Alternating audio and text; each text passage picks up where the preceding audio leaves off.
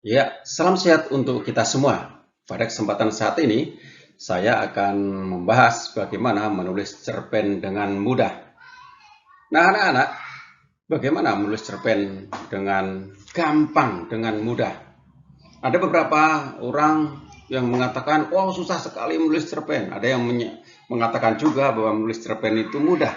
Nah, sekarang mudah tidaknya itu bagaimana? Karena mereka yang mengatakan menulis cerpen itu mudah karena dia sudah terbiasa. Dan yang belum mengatakan menulis cerpen itu mudah karena belum terbiasa. Nah, untuk itu mari kita biasakan. Nah, sebelumnya, bagaimana menulis cerpen dengan mudah dan menulis cerpen dengan baik? Nah, kita harus mengenal dulu karakteristik cerpen. Nah, kita harus mengetahui dulu pengetahuan atau konsep tentang cerpen. Nah, cerpen itu apa? Dan novel apa? Sehingga kita nanti tidak bingung. Ya. Nah, pertama, cerpen adalah karya sastra yang menceritakan kehidupan seseorang atau kehidupan tokoh berupa fiktif. Jadi berupa cerita yang dibatasi oleh alur. Nah, itulah cerpen. Nah, dilihat dari ciri-cirinya sekarang. Nah, apa sih bedanya cerpen dengan novel? Ciri-ciri cerpen itu hanya memiliki satu alur saja, sedangkan novel banyak alur. Nah, tidak hanya itu, bahwa cerpen itu sangat pendek, yaitu kalau kita membaca cerpen itu sekitar ya 15 sampai 30 menit itu selesai, atau dibaca dalam sekali duduk sudah selesai. Kemudian dalam cerpen juga latar atau settingnya tidak banyak. Tidak hanya itu juga, bahwa di dalam cerpen ini panjang karangannya berapa? Panjang karangannya antara 1000 sampai 10.000 kata. Jadi tidak lebih dari 10.000 kata. Nah, kalau ditinjau dari tokohnya, ini tokohnya tidak banyak, berbeda dengan novel. Tokohnya antara 2 sampai 3 saja. Nah, itulah ciri-ciri cerpen. Kemudian struktur cerpen. Struktur cerpen itu bagian pertama itu harus ada judul, walaupun tidak tertulis di dalam struktur cerpen, tetapi judul itu harus ada. Kemudian ada orientasi, kemudian ada komplikasi, kemudian ada klimaks, dan kemudian di sana ada conclusion, peleraian, atau yang disebut juga nanti koda. Nah, istilah lain juga ada. Contohnya, orientasi itu sama dengan pengenalan, kemudian permasalahan, muncul permasalahan, kemudian setelah itu permasalahan memuncak, kemudian setelah permasalahan memuncak, klimaks, puncak masalah, kemudian ada peleraian, kemudian ada atau penyelesaian, kemudian baru nanti amanatnya apa, atau koda. Nah, itulah struktur cerpen. Jadi kalau membuat cerpen harus memiliki struktur seperti itu. Nah, sekarang unsur intrinsik cerpen. Saya akan bahas secara sekilas bahwa unsur intrinsik cerpen itu ada 7. Ada ahli bahasa menyebutkan unsur intrinsik cerpen itu ada 6. Tapi saya akan menyampaikan secara lengkap sekalian. Yang pertama, setiap cerpen itu harus ada tema. Ya, kemudian ada latar atau setting. Kemudian ada amanat, ada tokoh, ada sudut pandang, kemudian ada bahasa, kemudian ada alur. Nah, itu 7. Nah, oke, kita bahas secara sekilas berkaitan dengan tema. Tema adalah pokok permasalahan yang akan diuraikan. Nah, temanya itu bermacam-macam. Boleh temanya tentang keluarga, temanya tentang persahabatan, temanya tentang percintaan, temanya tentang pahlawan, temanya tentang pendidikan, temanya boleh apa saja. Walaupun temanya sama, tetapi cara mengungkapkan masing-masing orang berbeda. atau cara mengungkapkan seorang cerpenis akan berbeda satu dengan yang lain. Nah, itulah tema. Tidak masalah, temanya sama. Kemudian unsur intrinsik berikutnya lagi adalah setting atau latar. Nah, setting itu apa? Tempat terjadinya peristiwa. Nah, setting sendiri dibagi menjadi 3. Ada setting waktu, setting tempat, setting suasana. Banyak sekali. Nah, tergantung kita. Ketika membuat cerpen mau menggunakan setting apa atau kombinasi dan sebagainya. Boleh-boleh saja. Kemudian berikutnya lagi alur. Nah, alur ini menempati urutan yang penting ketika kita ingin membuat cerpen yang baik. Nah, sekali lagi, alur ini. Alur itu berkaitan dengan bagaimana cerita itu akan berlanjut atau dikemas bagaimana. Ini yang membuat cerpen itu menarik dan tidaknya. Ini dari sini. Nah, bukan alurnya maju terus baik, tidak. Bukan alur mundur, tidak seperti itu. Tetapi dalam alur itu ada permasalahan. Nah, masalahnya itu seperti apa? Nah, kalau kita ingin membuat cerpen yang baik, maka alurnya atau ceritanya, jalan ceritanya itu lebih kompleks. Mengapa saya katakan lebih kompleks? Sebagai contoh, permasalahan dalam tokoh utamanya harus lebih kompleks, lebih banyak. Kalau cuma permasalahan yang dihadapi tokoh itu satu, itu tidak menarik. Tidak membuat tokoh itu memiliki karakter yang kuat. Nah, untuk menciptakan karakter yang kuat sehingga nanti cerpen itu menarik, maka tokoh utama itu harus memiliki karakter yang kompleks. Misalkan, kalau karakter tokoh utama, kebanyakan cerpen yang biasa-biasa yang tidak menarik, mungkin tokoh utamanya baik, suka menolong. Setelah itu suka menolong, kemudian bertemulah dengan seorang, kemudian ribut, kemudian selesai. Ada orang yang menyelesaikan.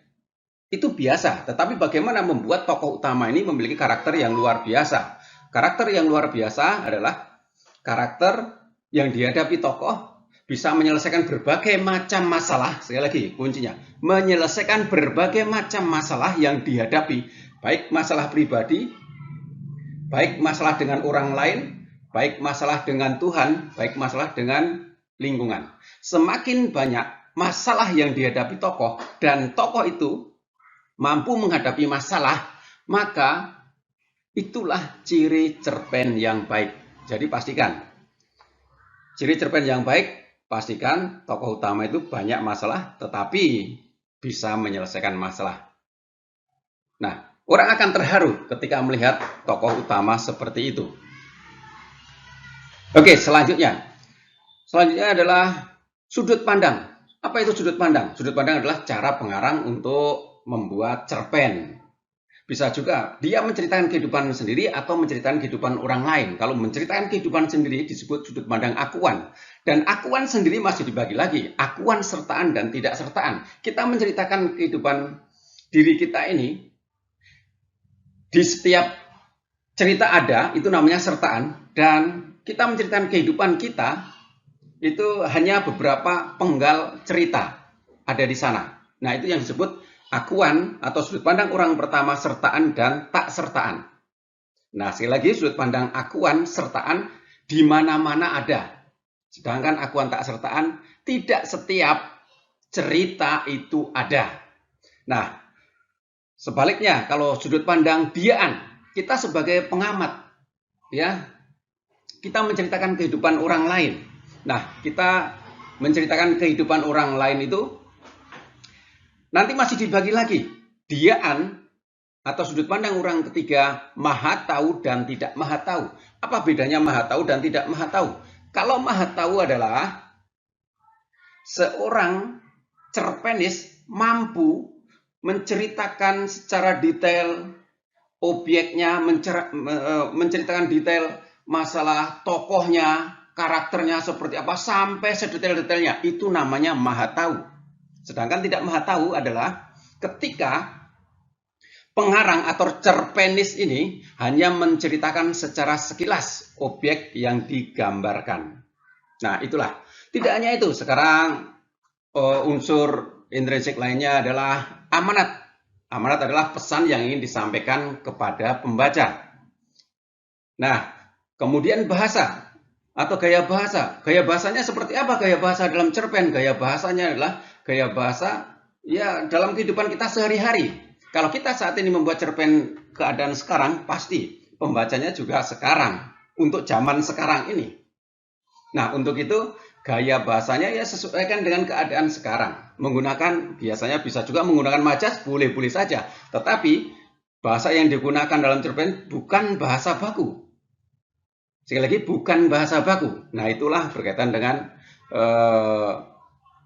gaya bahasa atau bahasa. Kemudian tidak hanya itu, alur sekarang. Ada alur maju, alur mundur, dan sebagainya. Ya, banyak sekali ya. Ya, itulah beberapa unsur intrinsik cerpen yang dapat saya bahas. Kemudian selanjutnya, menulis cerpen. Nah, sekali lagi, untuk bisa menulis cerpen, langkah-langkah pertama kalian harus membaca cerpen sebanyak-banyaknya.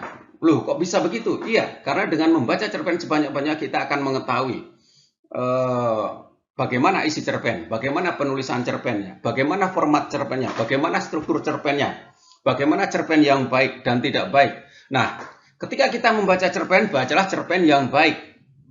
Ketika kita membaca cerpen yang baik, kita akan menuliskan nanti cerpen yang baik juga. Ketika kita membaca cerpen-cerpen yang tidak baik, yang tidak berkualitas, maka yang kita tulis nanti juga tidak berkualitas. Ingat ya, penting ya.